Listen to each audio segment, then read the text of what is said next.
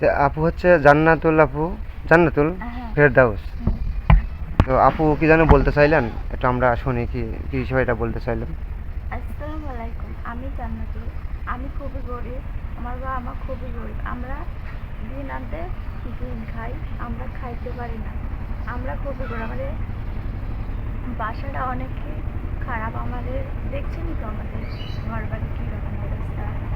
আমাদের ঘর দরকার, আমাদের একটা মোটর দরকার, আমাদের কল থাকতে অসুবিধা হয়।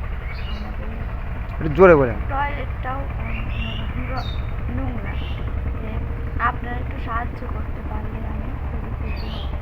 এমনকি আমি দোয়া করবো যে আপনারাও অনেক করতে পারেন। আমার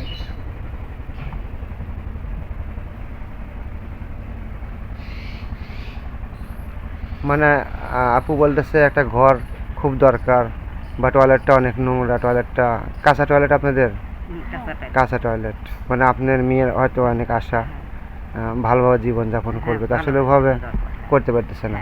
আর গোসলখানাটা আপনাদের কেমন? গোসলখানাটাও ভালো নাই কো, গোসল করে তো কষ্ট, বেড়া ঘোরা কিছুই নাই। আমরা একটু দেখবো যাওয়ার সময়। তো আপনাদের ঘরটা খুব জরুরি দরকার, বা একটা টয়লেট। আর আপুর তো গোসল করতে অনেক একা একা কল কল ঠাইসে, আপনাদের কল টিবু কল ঠাইসে গোসল করা কষ্ট হয়। আর দাদা আপুর দেখা যাচ্ছে একটু এমনিতে সমস্যা, যদি হয়তো মোটর হয়তো টাঙ্কি থাকে, তাহলে দেখা যাচ্ছে সুইচ দিচ্ছে, দাঁড়াচ্ছে, গোসলের থাকলো, তাহলে দেখা যাচ্ছে কষ্ট হচ্ছে না। আর না হলে আপনি পানি তুলে দেবেন কখন, তখন গোসল করা লাগবে। আর মোটর যদি হইতো তাহলে দেখা যায় একা একা গোসল করতে পারতো, আপনি একটু কাজ কমতো, আপনি আরাম পাইতেন, বা উনিও একটু আরাম পাইতো, একা একাই করে চলতে পারতো। আমারও কষ্ট বেটা, আমি মাছ ধরার জন্য সময় খাতরে দেওয়া যায়, আমি পড়ে থাকি, বেটেরা কষ্ট। আচ্ছা, যে হাতে যে নেয় অনেকে পায়ে সমস্যা হলে পরে হাতে ওই যে হাতের সাথে বাঁধায়া দেখা যায় যে লাঠি বলে, ওইগুলো ব্যবহার করে তো আমার মনে হয় যে উনি ভালোভাবে আরও একটু চলতে পারবে। দেখেন, দেখবেন একা একা ভালোভাবে চলতে পারবে। লাঠি যে আছে, লাঠিগুলো ইউজ করলে, লাঠিগুলো ইউজ করতে পারবেন। লাঠি মানে কখনো করেন নাই, কিন্তু ওইগুলো আপনি ইউজ করলে পরে আপনার সুবিধা হবে, আপনি আরামসে হাঁটে দিতে পারবেন। যাদের পাও থাকে না, যাদের পাও নাই, এক পাও নাই, দুই পাও নাই, তারা কিন্তু লাঠি ভর যাচ্ছে। আপনি নিতে পারবেন, আমরা যদি ব্যবস্থা করে দেই, কোনো সহায়জনের ব্যক্তি যদি আমাদের পাশে দাঁড়ায়, আপনি পাশে দাঁড়ায় যদি ব্যবস্থা করে দেয়, তাহলে অবশ্যই আপনি নিতে পারবেন। কি চেষ্টা করবেন, তাই না? কয়েকদিন নিলে পরে আপনি হয়তো অভ্যস্ত হয়ে যাবেন, তখন নিতে পারবেন। তা আসলে জান্নাতি আপু যে এমন ঘরে একটা জন্ম নিয়েছে, তাদের অর্থ সম্পদ, টাকা পয়সার অভাবে আসলে ঠিকমতো তিনি জীবনযাপনই করতে পারতেছেন এরকম। কিন্তু কেউ দেখলে বুঝতে পারবে না ওনার পায়ে সমস্যা, আবার কেউ দেখলে বুঝতে পারবে না আসলে উনি কোন ঘরে জন্ম নিয়েছে, যে এত অভাব অনটনের মধ্যে উনি জীবনযাপন করতেছে। ওনাদের এই একটা ঘর, আর হচ্ছে এইটা হচ্ছে ছাপড়া, এই ছাপড়া ঘরেই থাকে। এই ছাপড়া ঘরে গরম লাগে, ফ্যানটা নষ্ট হয়ে গেছে। মানে কি ফ্যান লাগবে আপনার? ছোট একটা ফ্যান আসলে, সেই ফ্যান নষ্ট হয়ে গেছে, টাকা বেগার আমি কিনে পারিনি। কিনতে পারেন না, সার্ভে পারতেছেন না?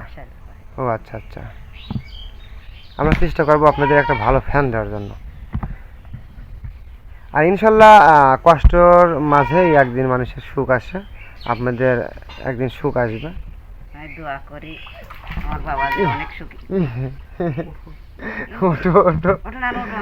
ওরে পড়ে গেছে, ঠিক আছে, ওঠো, যাও গা, যাও কলে যাও। হ্যাঁ, উল্টে পড়ে গেছে।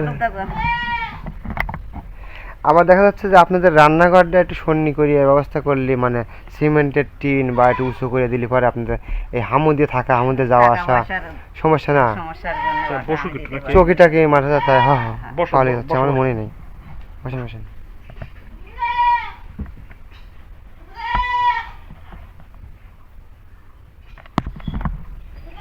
তো জান্নাতি আপু আসলে গরিব ঘরে জন্ম নিয়েছে, ওনার মনের স্বপ্ন অনেক যে উনি ডাক্তার হবে, একটা ভালো ডাক্তার হবে। সে বিনামূল্যে চিকিৎসা করবে সবাইকে, এরকম তার স্বপ্ন। সে নিজে আসলে চিকিৎসা ভালো হইতে পারে নাই, যার জন্য আসলে তার পাওয়াটা এখনও ঠিক হয় নাই এরকম। তো আসলে গরিব মানুষের প্রতি এখন তার কিন্তু খুব মায়া, যে ডাক্তার হয়ে সে মানুষকে চিকিৎসা করবে, সেবা করবে, এরকম একটা স্বপ্ন। জানি না আসলে স্বপ্নটা পূরণ হবে কিনা, তো দোয়া করি যেন স্বপ্নটা পূরণ হয় এবং জান্নাতি আপু যাতে ভালোভাবে হাঁটতে পারে, এরকম দোয়া করি যাতে সে ভালোভাবে হাঁটতে পারে। আল্লাহ তাআলা যেন কোনো একদিন ভালো করে দেয়, এক রাতের মধ্যেই ভালো হয়ে যাবে যাতে আপু। দোয়া করবেন আমি যেন ভালো হই, হ্যাঁ, দোয়া করি আপনি ভালো হন। মানুষ অনুযায়ী মানুষ হই, দোয়া করবেন। হ্যাঁ, অবশ্যই দোয়া থাকবে। তো আমরা কি এই